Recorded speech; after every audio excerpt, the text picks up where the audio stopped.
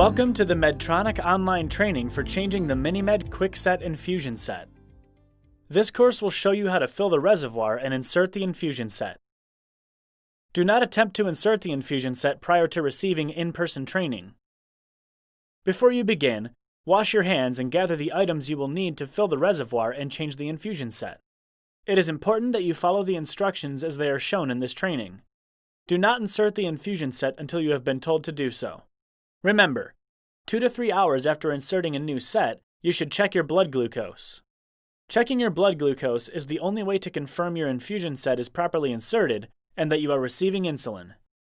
Therefore, it is best to avoid changing the set at bedtime. Let's get started. To begin, press Select. Then press down to Options and press Select. Select Reservoir and Tubing and press Select. Select New Reservoir. The pump will instruct you to remove the infusion set from your body and to remove the used reservoir from the pump. Remove the infusion set you are currently wearing from your body. Then, remove the reservoir from your pump by turning the tubing connector counterclockwise. Safely dispose of the used infusion set and reservoir. In order to make room for a newly filled reservoir, the piston inside the pump will need to be moved back to its starting position. To rewind the piston, select Rewind.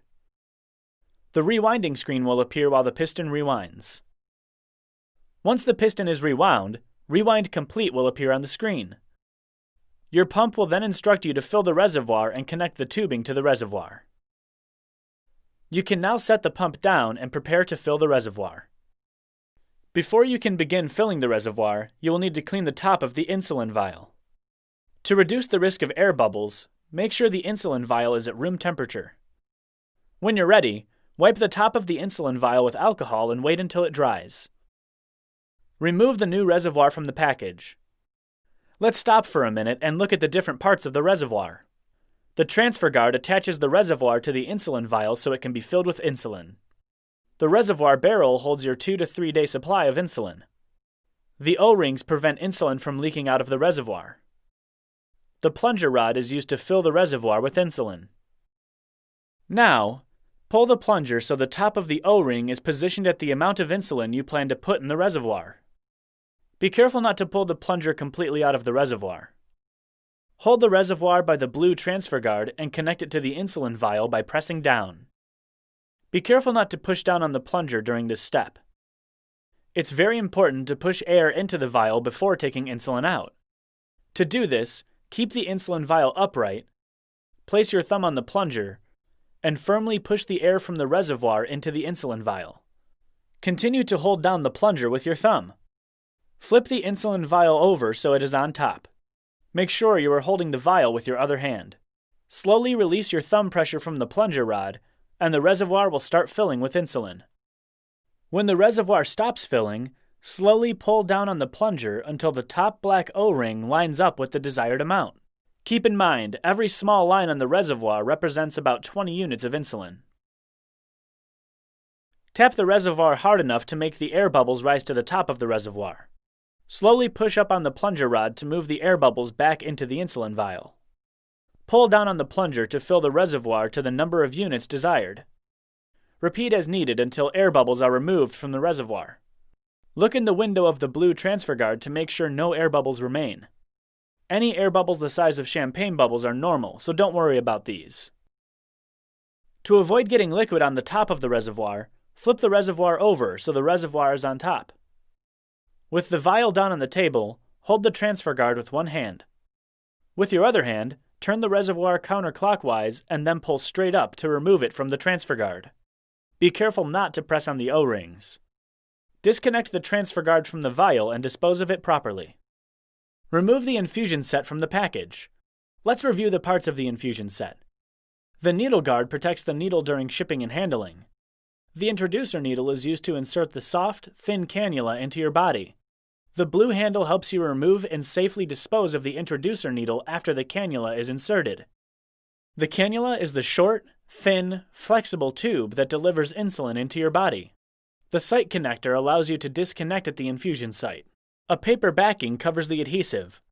The adhesive sticks the infusion set to your body, and the tubing connector connects the infusion set to the reservoir. Make sure both the top of the reservoir and the inside of the tubing connector are dry before connecting them.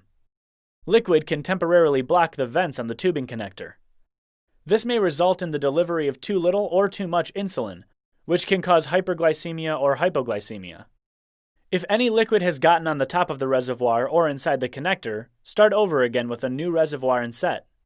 To connect the tubing to the reservoir, hold the tubing by the connector and place it on the top of the reservoir.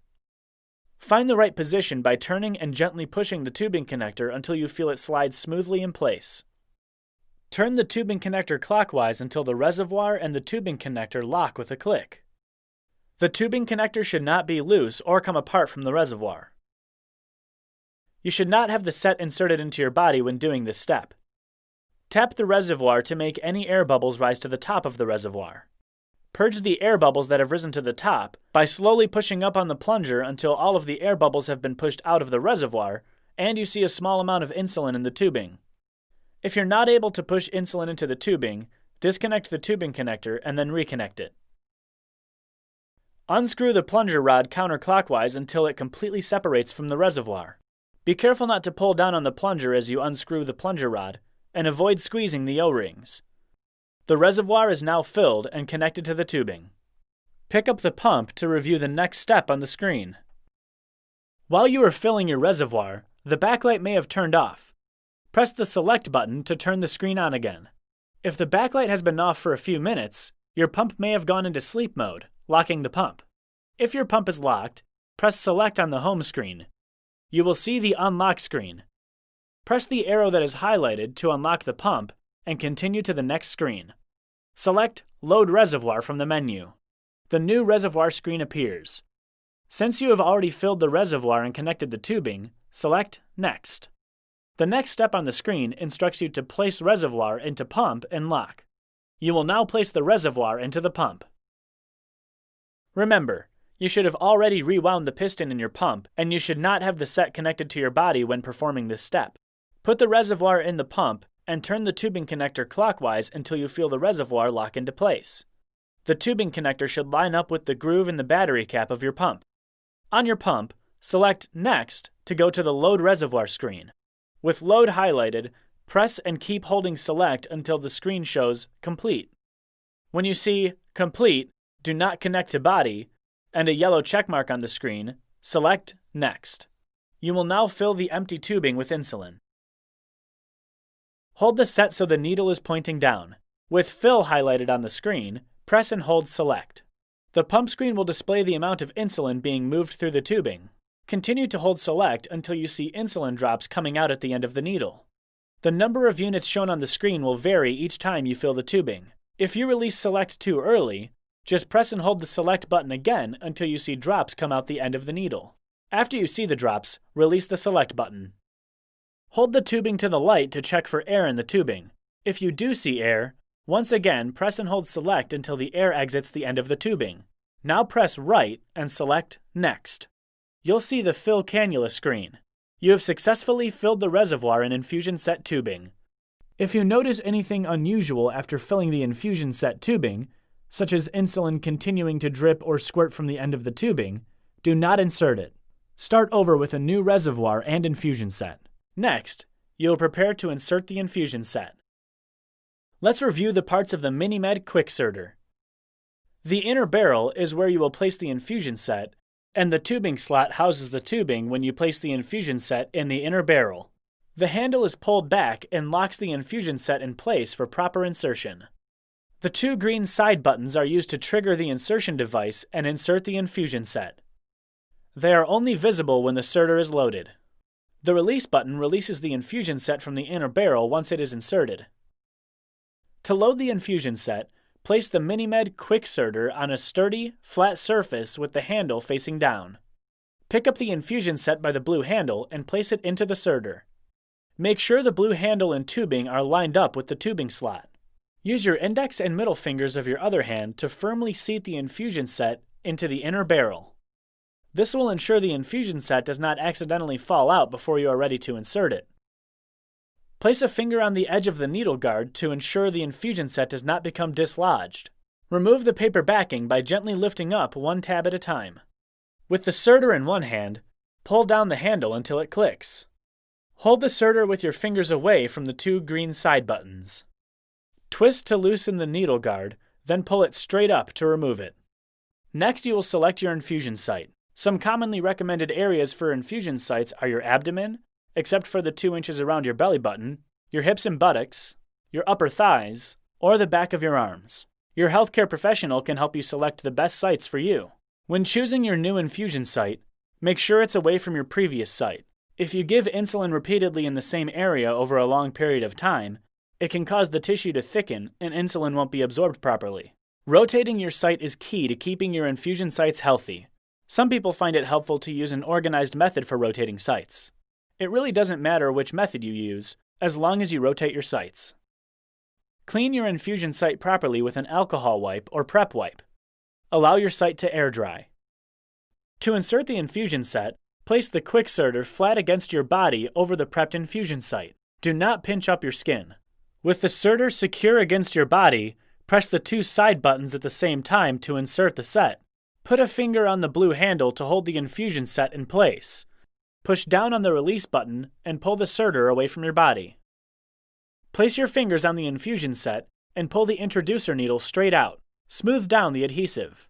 To safely dispose of the needle, fold the blue handle over the needle until it locks into place and place it in a sharps container. Be careful not to touch the needle while performing this step. Now that the introducer needle is removed, the cannula is empty and will need to be filled with insulin. To fill the cannula, select Fill. The Fill Cannula screen will appear with either dashes or the amount you previously used. The amount needed to fill the cannula depends on the length of cannula you are using. The 6mm cannula requires 0.3 units of insulin, and the 9mm cannula requires 0.5 units of insulin. To change the fill amount, press Select and use the arrows to scroll to the amount needed and press Select again. If the amount is correct, press down to Fill Now. Press Select. The pump will begin to fill the cannula and display the amount. Congratulations! You have successfully filled your reservoir and changed your site. From time to time, you will need to temporarily disconnect from your infusion site. Make sure you suspend your pump prior to disconnecting. To disconnect from your pump, firmly hold the adhesive to your skin, then squeeze the two indentations on either side of the site connector, and turn it counterclockwise until the blue arrows are aligned. Pull the site connector away from the body to disconnect it. To protect the infusion site while disconnected, position the cover over the infusion site until it fits into place. Turn it clockwise to lock it into position.